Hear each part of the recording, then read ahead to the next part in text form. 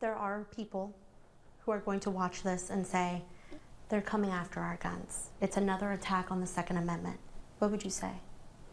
It is not an attack on the Second Amendment. It is a call for appropriate measures to safeguard our communities and protect our families. The latest developments in the aftermath of the Old National Bank mass shooting. Families of victims and survivors are suing the gun shop where the mass shooter bought his weapon, hoping to stop future tragedies. 63-year-old Tommy Elliott, 64-year-old Jim Tutt, 40-year-old Josh Barrick, 45-year-old Juliana Farmer, and 57-year-old Deanna Eckert were all shot and killed last April. Now the lawsuit filed by the survivors and family members of those victims say the tragedy could have been prevented if River City Firearms had done their jobs properly. We have news reporter Marissa Burke is live breaking down the lawsuit and its claims. Hey, Marissa. Hi, Josh. This new lawsuit is saying that River City Firearms had a legal obligation to spot any warning signs or red flags when the Old National Bank shooter was purchasing the gun 6 days before the shooting. The lawsuit argues that the gun store was, quote, reckless and negligent to sell the gun to the shooter. Victim families and survivors filed the lawsuit yesterday. Their attorneys represent several other mass shooting survivors in Everytown Law, which describes themselves as the largest group of attorneys focused on gun safety. Attorneys hope that this lawsuit is a wake-up call for firearm manufacturers and sellers. When an individual or a company applies for a federal firearms license, they agree to be the first line of defense in preventing firearms from getting into the wrong hands. That is part of their legal obligations, and that is what the ATF requires. And again, this is what FFLs are trained on repeatedly. In the lawsuit, it says that the Old National Bank shooter was acting odd when he was purchasing the gun, so odd that another customer in the store thought about calling the police. Later in Sunrise, I'll share what that customer saw and how it's related to the lawsuit.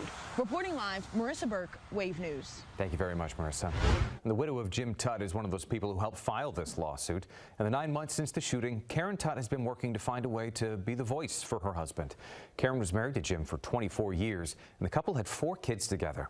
She recalled the morning of the shooting and hugging her husband goodbye. She's now using her immense pain as a purpose. She told us effecting change is a way to honor Jim, and so his death is not in vain. She says this lawsuit is a big step towards that. Does it upset you that Louisville is now on the list of cities where a mass shooting has happened? Oh, it's why, right?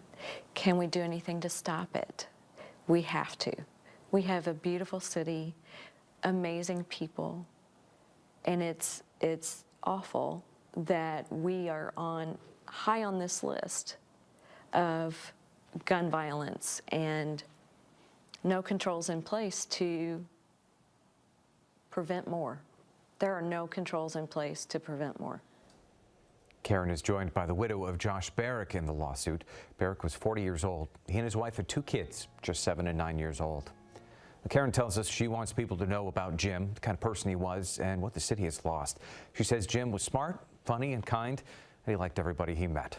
Old National Bank shooting renewed calls for gun control in Kentucky. Some lawmakers now pushing for a bill that would prevent those in a mental health crisis from having access to firearms. The Crisis Aversion and Rights Retention Bill, or CAR, would allow the courts to take guns from people going through a mental crisis.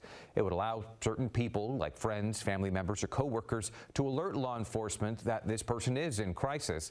Law enforcement could then petition the court to temporarily have the guns removed from their possession. These could be people who have thoughts of harming others and committing an act of mass violence, or this could be people that are thinking about harming themselves in an act of suicide. But either way, they're going through a crisis and they need to have someone help them press pause. This bill has bipartisan support, but it has faced criticism from some who see it as an infringement on the Second Amendment. Supporters are headed to Frankfort on Thursday to meet with lawmakers and advocate for the bill. Still needs to be filed before it heads to committee.